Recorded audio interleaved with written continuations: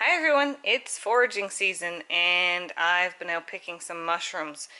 It was actually really slow going this year and there's been quite a movement of people picking mushrooms, so a lot of my patches have been picked out and trampled and all that sort of stuff. So if you are getting into the art of mushrooming, I highly suggest you join some groups and read some books. Don't just go out there and pick a pile of mushrooms if you don't know what you're doing, because you can actually destroy the patch for yourself, for the future, and for other people. And mushrooms are a very important part of the forest as well. So the main ones that I pick are chanterelles, which I finally locked in this week to a patch of chanterelles, which is fantastic, where I could get a significant amount. I've been dribbing and drabbing, picking ones here and there, because you really got to find a huge patch to get this amount of mushrooms, because you want to make sure that you leave at least 50% of the mushrooms. Leave the small ones. If there's two growing together, always leave one. Don't step in the patch as you're picking them. Try to lean in over, because you could destroy the underlying mycelium in the mosses and in the forest floor below. And the only other little tip is, when you're harvesting them, try to harvest them clean, because they're a little bit of a pain to clean when you get home. You can get a brush, and like a little paintbrush, and brush off the undersides of the mushrooms or any little bits of needles and things like that that get on them. And if they're really dirty and you can't do it, I have not had a problem giving them a little shot of water. I have well water, and I use my garden hose and just give them a little spurt of water, and then put them in a colander and lay them out to dry. Try not to layer them up too much.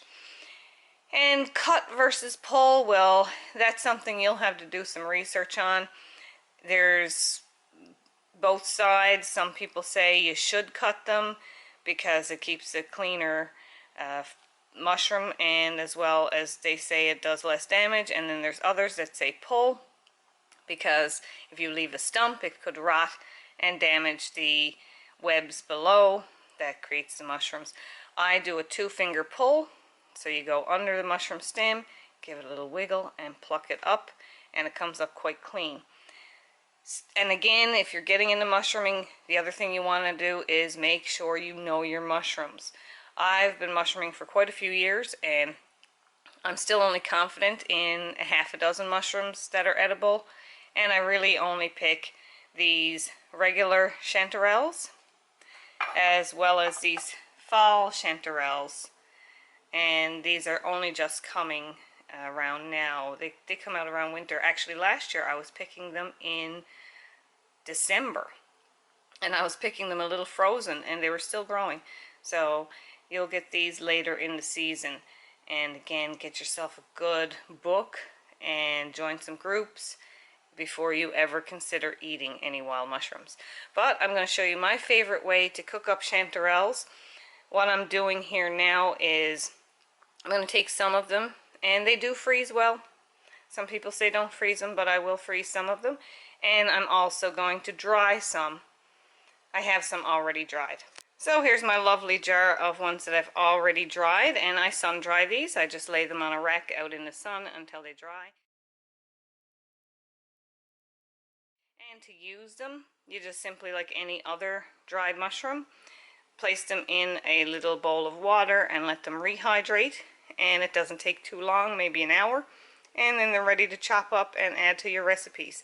So I'm going to show you now my favorite recipe and how I cook chanterelles. Today I'm going to make a chanterelle omelet, and that's how I like doing them for us. And if you're vegan and you don't eat eggs, you can just do the chanterelles the way I do them, and before adding in the egg, you can just take the chanterelles and add them to anything, your rice or whatever you're going to be eating. If you follow me on Facebook, you can see that my favorite way of cooking them is making them into an omelet. So all I need is a bit of olive oil, and I put that in my pan on a medium heat, and I throw in a nice sized chunk of butter.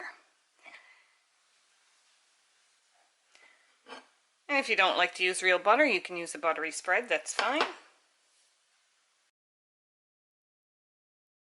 And when the butter starts to melt, I'm just going to tear my mushrooms into the pan, into bite-sized pieces.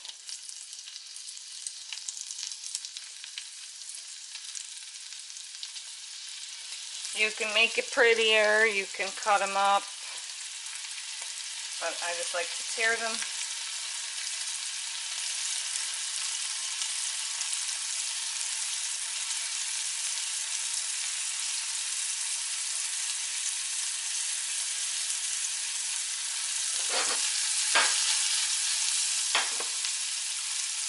And I'm going to sprinkle in a little thyme.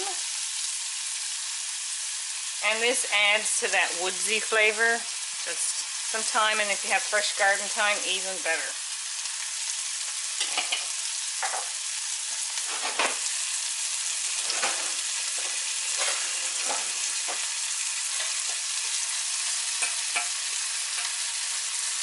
Now these don't take very long to cook.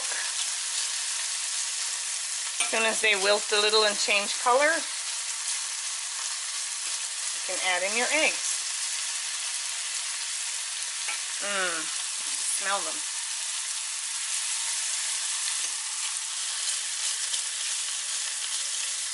They soak up all the flavors of the butter. Use a salted butter as well. Now I'm going to go ahead and beat my eggs.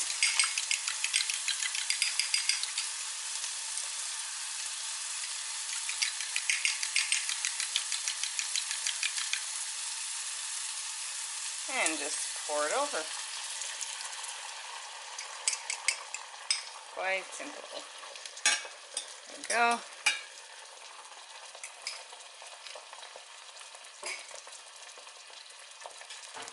A little cracked black pepper.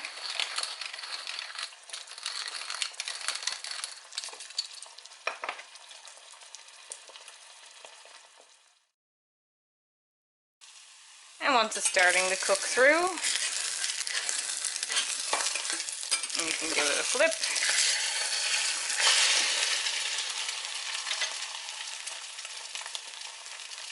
And turn off the heat and just let it cook on the other side, and then we'll serve it up.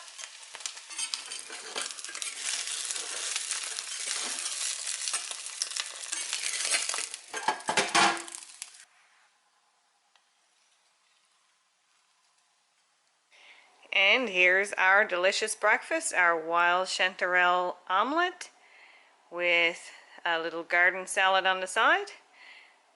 Just find some colorful treats in your garden and dress it up, and it's absolutely beautiful and delicious.